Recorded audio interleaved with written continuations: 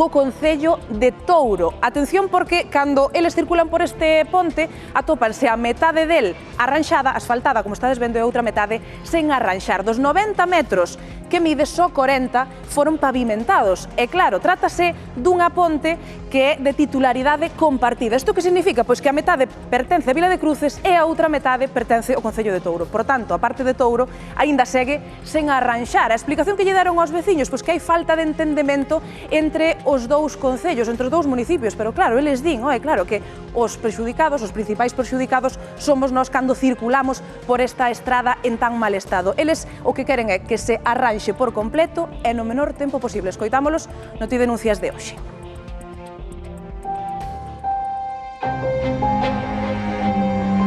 Son 7 anos que levamos reclamando o asfalto completo e agora dinnos que se vai asfaltar a metade, cousa que nin a metade se fai. Contactamos con o noso concello, trasládanos que catastralmente a concesión é a metade e contactamos co de Touro e dinnos que el non tería ningún problema por asfaltalo, pero que non chegaron a un acuerdo entre ambos. Entonces, o que nos vemos na testitura é que somos nós realmente os que non chegamos a ningún acuerdo porque temos o problema encima da mesa ainda.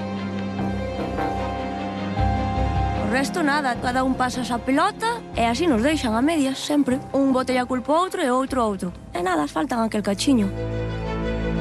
Aparte de ser un absurdo, pareceme un pouco tomadura de pelo. Pagamos impostos o mismo que o resto das aldeas e sentímonos un pouco ciudadanos de segunda. Deberían poñerse de acordo eles para intentar asfaltar toda a ponte. Non ser nós, por iniciativa privada, como está o presidente da asociación, ter que chamar para ver que pasa. Hai un bastante malestar porque o despliegue de máquinas foi bastante grande e simplemente fixeron 40 metros que creo que costou máis arrancar a máquina que os 40 metros. Non é moi bo de explicar. O que hai aquí, a ver, que fajan a mitad do puente e outra mitad que quede. Incluso botou aí un día mal a maquinaria para ver se chegarían a un acordo. Porque saliría moito máis barato facelo agora porque estaba aquí a maquinaria toda. Vai coger a traer, bueno, Santa custaba 2.000, agora vai custar 7 ou 8.000. Non chegan a acordo por precio, porque el ten asfalto máis tal, pero non lle dixo que non estaba disposto a falalo. Moi sin sentido, porque non é normal ter unha ponta así. Cando hai que facer cousas na aldea, nunca fan nada. Pero ahora mismo, tal e como está, eso é un problema. As barandillas caen a cachos. En vez de mirar pola aldea, o que están facendo é todo o contrario. Que che teñen dito a ti os veciños? Que hai que arranxar. Eu, como parte que me corresponde de presidencia da asociación, teño que seguir chorando. É o meu deber, chorándolle para que arranxen isto, porque é o seu deber seguir chorando para que o solucione.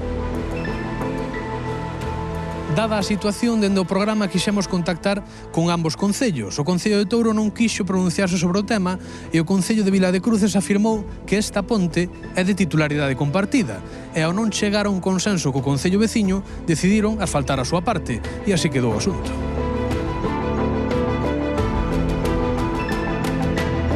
Bueno, atended agora esta historia ben triste porque falamos dun gatiño que tivo que ser rescatado nun piso, unhas condicións